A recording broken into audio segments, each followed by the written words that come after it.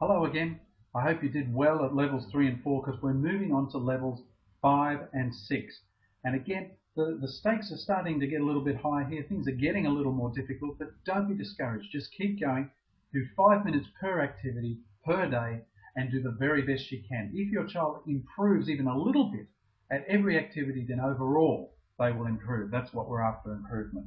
So for level 5, we've got a number of these exercises here. First of all, there's card rotations. Quite simply, you take a packet of playing cards, and as you're moving it around like this, you flash it at him or her, and they have to guess what the symbol on the card was. Then we have scissor activities. That's a lot of fun. Of course, you grab scissors and papers and cut things out. Fairly self-explanatory.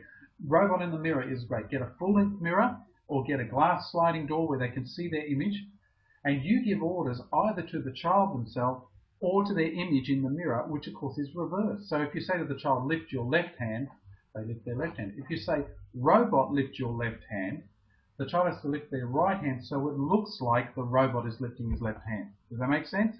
Maybe it'll stretch you a little bit as a parent as well. And finally, we have cross the road. Now, cross the road is a vastly important game that we play. One of the most important, and I love it. You've got, you can see from the sheets there, you have a little man on one side, or your child, and on the other side is an alley that they have to go into on the other side of the road.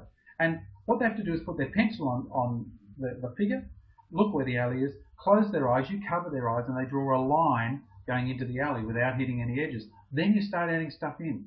So you might add in cars and, little by little, keep redoing it. Add a car, add a truck, add a motorbike, add a pedestrian, add a dog, whatever you want to. If you live in India, add a cow. Doesn't matter. Whatever the child can relate to is seeing on their street. So that then eventually you've got many objects in there. They've got to look at it all, make a picture in their mind and say that to them each time. Make a mental picture. Make a photograph in your mind. And they close their eyes, move their pen right through all the objects and into the hole. Fantastic exercise. But get them to make that mental picture because we'll be using that later on when we get to spelling.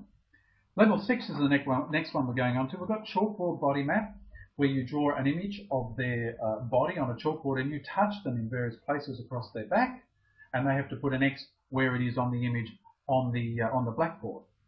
Don't forget to get onto the hard level. This is the most important level where you actually trace shapes on their back and they have to draw whatever shapes they feel through their back.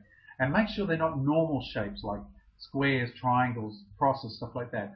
Mix them up, do a triangle with a circle on top and a cross out to one side, something like that, so that they've really got to visualize it, but they're not seeing it to visualize, they're feeling it through their back. The next one we're looking at is visual coding and sequencing, where you give them a visual code and they have to step out according to the code that's written there. So for a short line, they have to make a short step. For a long line, they have to make a long step, etc. You'll read about that one, that's pretty easy. String or marionette, you tie a piece of cord to their wrist and to their ankle so that they're moving together. It's like a gross motor thing, but the kids have fantastic fun doing it. So you'll really enjoy that. And of course, ball on a string. This is the one the boys like the most. What you do is suspend a ball from a string, and the whole idea as they're looking at this ball is that they follow it with their eyes and that their eyes are smooth. Nice and smooth like this, not going like this. We don't want them to be jiggling as they go across. We want them to actually smooth out their eye movements and get their eye movements more fluid. Then you can get them onto the harder levels.